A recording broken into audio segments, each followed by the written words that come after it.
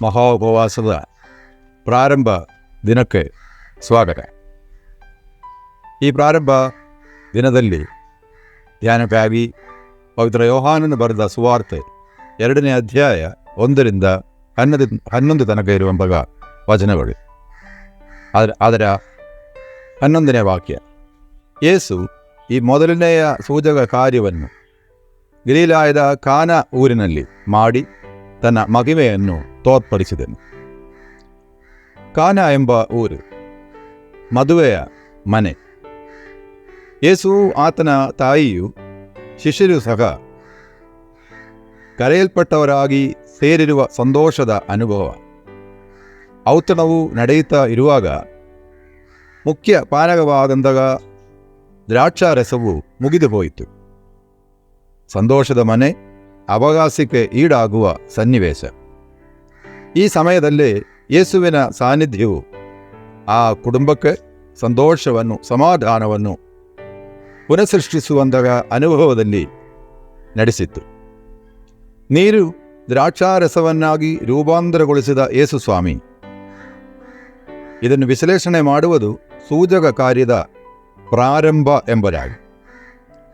ಈ ಸೂಚಕ ಕಾರ್ಯದ ಸಾಹಚರ್ಯವು, ಅದರ ಅಗತ್ಯವು, ಅದರಲ್ಲಿರುವ ಅಪ್ಪಣೆ ಹಾಗೂ ನಿರ್ವಹಣೆ ಮತ್ತು ಅದರ ಪ್ರಾಧಾನ್ಯತೆ ನಮಗೂ ಮಾರ್ಗದರ್ಶಕವಾಗಬೇಕು.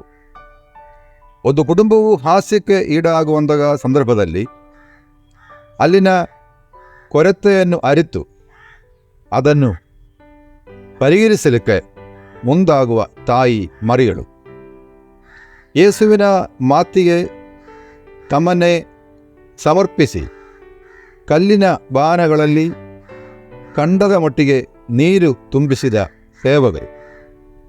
ಯೇಸುವಿನ ವಾಣಿಯಂತೆ ಅದನ್ನು ಪಾರುಪತಿಗಾರನಿಗೆ ಕೊಟ್ಟಾಗ ಅದನ್ನು ರುಚಿಸಿ ನೋಡಿದಂತಹ ಪಾರುಪತಿಗಾರನು, ಮೊದಲಿಗಿಂತ ಶ್ರೇಷ್ಠವಾದ ದ್ರಾಕ್ಷಾರಸವು ಕೊನೆ ತನಕ ಇಟ್ಟುಕೊಂಡಿದ್ದೀ ಎಂದು ಮೊದಲಿಂಗನನ್ನು ಪ್ರಶಂಸೆ ಮಾಡಿದರು.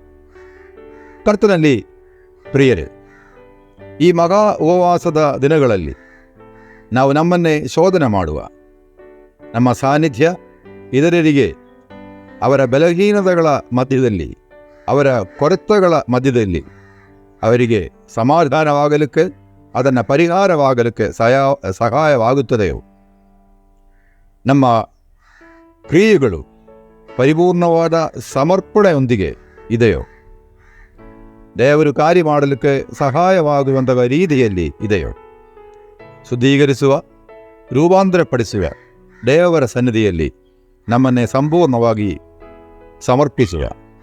ನಾವು ಆಗಿರುವಂತಹ ಸಮೂಹದಲ್ಲಿ ಇತರರ ಕೊರತೆಯು ನಮ್ಮ ಕೊರತೆ ಎಂದು ಎಣಿಸಿ ಅವರು ಅನುಭವಿಸುವಂತಹ ಶೂನ್ಯತೆಯ ಮಧ್ಯದಲ್ಲಿ, ದುಃಖಗಳ ಮಧ್ಯದಲ್ಲಿ ಆ ಅನುಭವವನ್ನು ಸಂತೋಷವನ್ನಾಗಿ ರೂಪಾಂತರಪಡಿಸಲಿಕ್ಕೆ ನಾವು ಕಾರಣಭೂತವಾಗಿರಲಿ ಎಂದು ಪ್ರಾರ್ಥಿಸುತ್ತೇನೆ.